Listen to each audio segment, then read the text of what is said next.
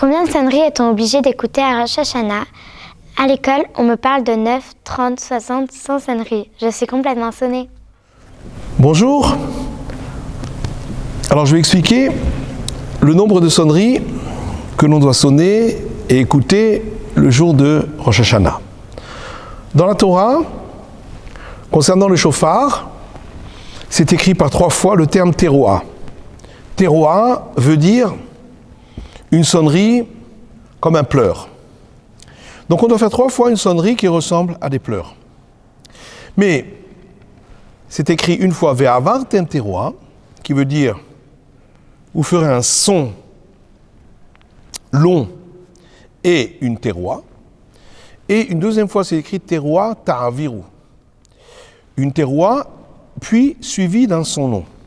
Et c'est pourquoi il faut d'abord un son long, ensuite un son saccadé de pleurs, et ensuite un son long. Et comme on a expliqué que le mot teroa a été répété 3 fois, donc il faut donc 3 teroas, chacune précédée d'un son long et suivie d'un son long, ce qui fait 9 sonneries. 3 fois le même cycle, son long, son saccadé de pleurs et son long. Seulement, dans les sons des pleurs, il peut y en avoir de plusieurs façons. Des fois, on pleure en faisant des sons comme des lamentations langoureux, des sons qui sont moyens. Donc, c'est 3 sons qui sont de taille moyenne, pas très longs, 3 sons suivis, ce qu'on appelle en hébreu shvarim. Il y a aussi, des fois on pleure en haletant, des sons très courts et très saccadés. Ce qu'on appelle teroa, ça c'est la teroa dont on parle en général, ce sont 9 coups saccadés. Et puis il peut y avoir aussi des sons longs suivis de sons saccadés. Donc shevarim suivi de teroa. Et donc, on doit, dans le son qu'on appelle teroa, on doit en faire 3 différents. Celui qui est le shvarim, qui est le son de lamentation langoureux.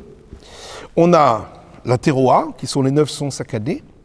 Et on a ensuite shvarim teroa, qui sont les 3 sons de plainte langoureux suivis des 9 sons saccadés.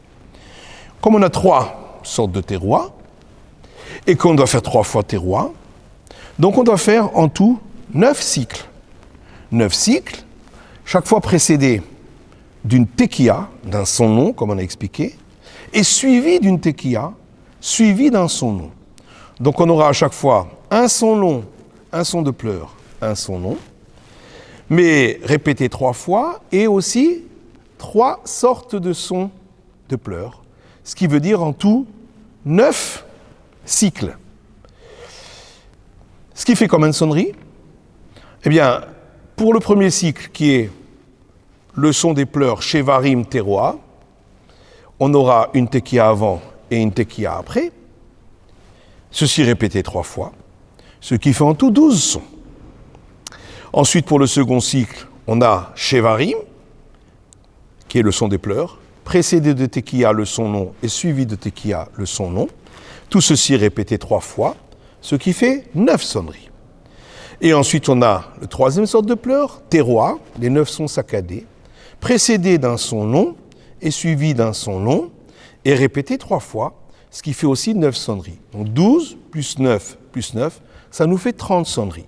Celui qui a écouté ces 30 sonneries à Rosh Hashanah, il s'est acquitté de son devoir. Si on n'a pas écouté ces 30 sonneries-là, on ne s'est pas acquitté de son devoir.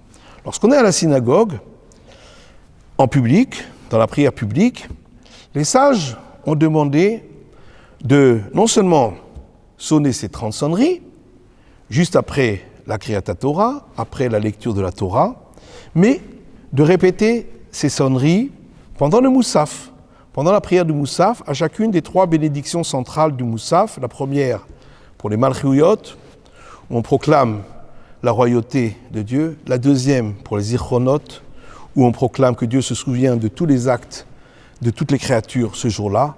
Et la dernière pour les Shofarot, où on proclame le fait que l'Éternel écoute le son du shofar. À chacune de ces 3 brachot, de ces 3 bénédictions, eh bien, on refait un cycle de ces sonneries, donc 10 et 10 et 10. Donc on ne refait pas les 30, on en fait 30 en tout, en faisant donc pour ces 3 bénédictions, ça nous fait les 30, mais chaque fois 10. Certains font aussi, les séfarades et aussi les chassidim, dans le rite polonais, on le fait également dans la prière que l'on dit à voix basse, lorsqu'on est à la synagogue. Donc ce qui en fait 30 pour la prière à voix basse et encore 30 pour la répétition. À part cela, nos sages ont dit de faire en tout 100 sonneries. 100 sonneries pour rappeler les pleurs que la mère de Sisra avait faites pour son fils. Si déjà elle a pleuré pour son fils, combien on doit pleurer pour nous-mêmes, pour faire en sorte que Dieu nous accorde une bonne année.